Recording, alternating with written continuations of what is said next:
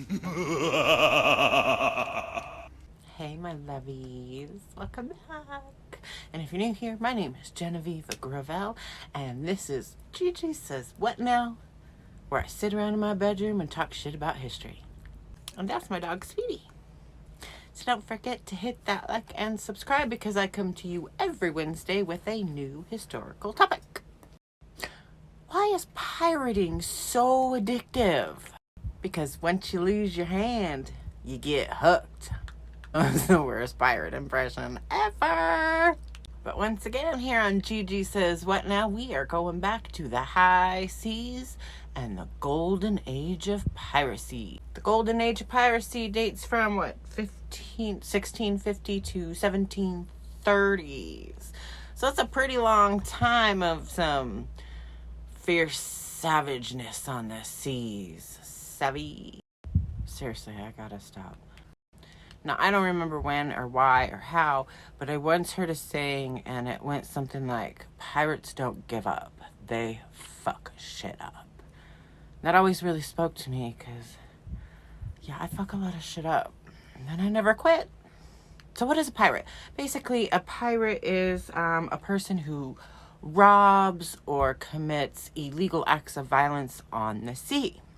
And then there's also privateers. Now, they also rob and commit legal acts of violence on the sea. So the history of privateering is a pretty long history. Francis Drake was made famous for plundering Spanish settlements, and Queen Elizabeth I had given him quite a healthy commission for doing this. And then, of course, during wartime, maritime law, privateers would kind of become the Navy. They would also do things like protect merchant ships. And there was just a shipload of wars to deal with. Privateers were actually as recently used as the War of 1812. So, we're talking about 1572 to 1812 privateering, legal piracy. Here's the thing too, is about piracy is it's not all about the gold, right? There are merchant ships that aren't carrying chests of gold and silvers and jewels. They're carrying trade. They're carrying cargo for trade, and what they're trading is resources and are worth their weight. So to take their cargo, that would be a big deal. To be able to salvage their ships, that's a big deal. And if they're lucky enough to catch the merchant ships after they've been paid out, then they're getting the gold. And on Nassau, that gold can be spent on women and wine. But today, we're going to talk about one pirate in particular, and her name is Anne Bonny. You've probably heard of her. If you haven't, you've definitely heard her tales. Now, don't get me wrong, there have been several female pirates that have gone down in history. The very most profitable pirate of all time happened to be a woman. But we're only talking about one today. But on a side note, I always wondered, you always hear these stories of Spanish gold and pirating stories always seem to kind of gather around the whole Spanish gold thing. And I was always like, why in the hell did the Spanish have so much of their riches at sea? Well, and really, there were a lot of merchants. There were a lot of different wars at sea, which pirating and privateering came into play, a shit ton of them. Ooh, a shipload. How's that? But really, when we talk about Spanish gold, we're talking about one royal dowry that was 62 chests that shipped out on 12 different ships. And 11 of those 12 ships were shipwrecked in an awful storm. And those chests sunk to the bottom of the sea. So that one royal dowry is, fuel for our fascination and our fantasy fiction. Back to Anne. Anne was born an illegitimate daughter of a servant who had an affair with his employee, and of that union Anne was born. And the dad, for some reason, her daddy was like, I'm going to get as far away as humanly possible as I can from my wife. So he took his mistress, his servant, and their young daughter from Ireland to England, and masqueraded his daughter as a son, because for some reason I guess that was more popular. But he was still collecting money from his wife, until his wife found out, and she was like, yeah, you know what, see ya, F you and your daughter, and totally cut them off. So he was like, I ain't got no freaking money. I got this family. What am I going to do? So he moves them to the Newfoundland. So once in Carolina, he took up with the business of a plantation ownership. Yeah, he was that guy. But anyway, this is not his story. This is Anne's story. So Anne, she was young. She was coming of age. She was just pretty kind of pissed off. I mean, she didn't have the most stable upbringing, being that she was forced to behave and act and grow up in a manner that was not a part of her identity, but had become a part of her identity. And so she would run around and just kind of be rebellious, get into fights, and she could definitely hold her own. I mean, she had spent the majority of her life posing as a streetwise boy. And, London back in that time was not a nice place. It was not a safe place for young people to grow up, particularly living in poverty. So anyway, I don't think she liked her dad very much, because she met this guy and she was totally into him, and they wanted to get married and stuff. And her dad was like, no, you're not marrying a pirate. And she was like, yeah, I am, Dad, and proceeded to burn his plantation to the ground before she left and joined her pirate now husband's crew. So somewhere between 1714 and 1718, they moved to Nassau. Nassau in the Bahamas. I love the Bahamas. Have you ever been there? The water is so blue and it is so beautiful. And if I could spend my life on the beach surrounded by water, I probably would too.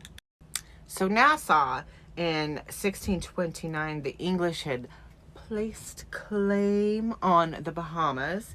And so by 1644, the Puritans had started to come. The Puritans being people that were purified from the Catholic faith, or radical Protestants. Anyway, they started to take up residence in the Bahamas. And then during the English Civil War, a lot of the outcasts were also sent there. So a lot of these kind of European cultures and ideals were in existence within Nassau. And one of the main, not the only, but one of the main economic resources they had was salvaging shipwrecks. But by 1713, the War of Spanish Succession had ended, and so a lot of privateers found themselves out of work. And, piracy was illegal. Privateering wasn't. So a lot of these people who found themselves out of work, they didn't want to leave the sea. They didn't have any money. This was their skill. This was their life. This was what they knew. It kind of, the popularity of piracy kind of, exploded. So all of this kind of led to Nassau kind of becoming a pirate nest. And when Anne Bonny arrived there, she was home.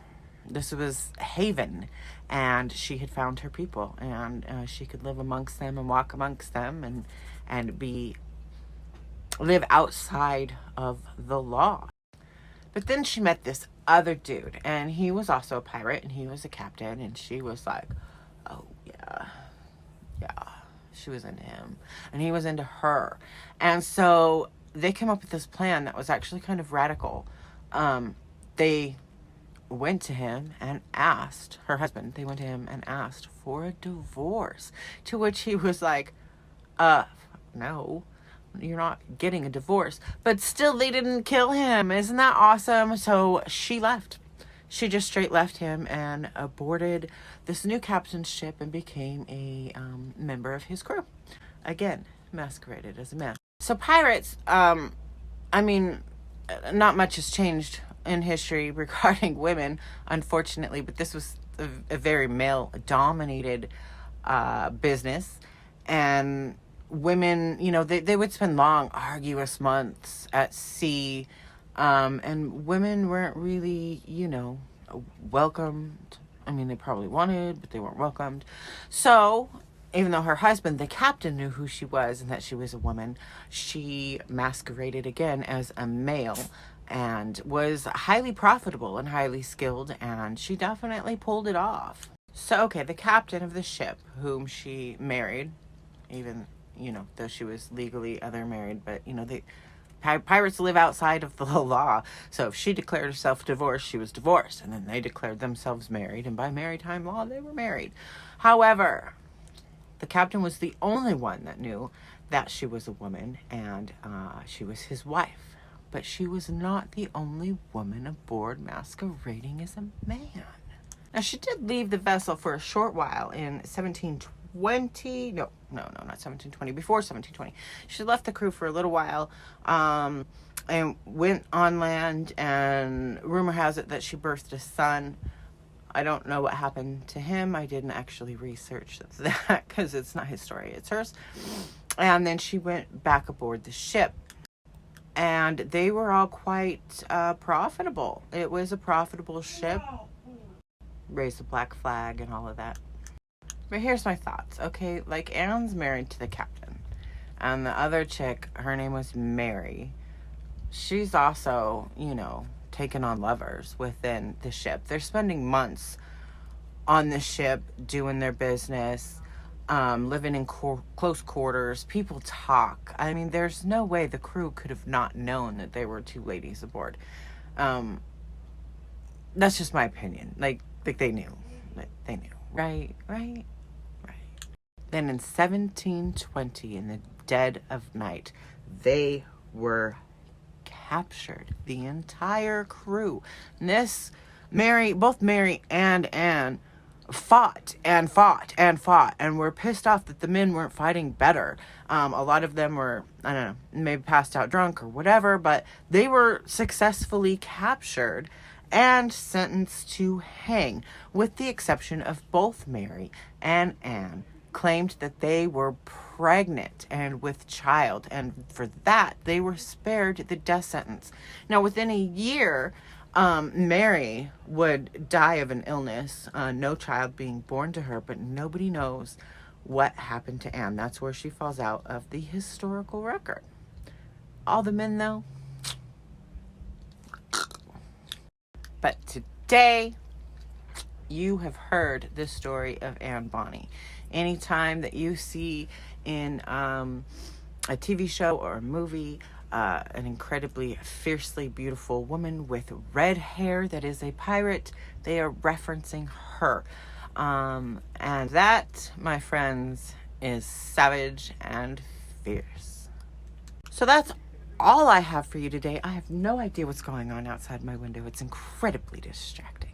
Anyway, I love you. Remember, you are valid. You are worthy. You are loved. And happy Pride. I will be back with you next Wednesday for another episode of Gigi Says What Now? And don't forget to hit that subscribe button, because I also post fantasy fiction first Friday. And guess what this Friday is? That's right, it's First Friday. So it'll be another chapter from my book called...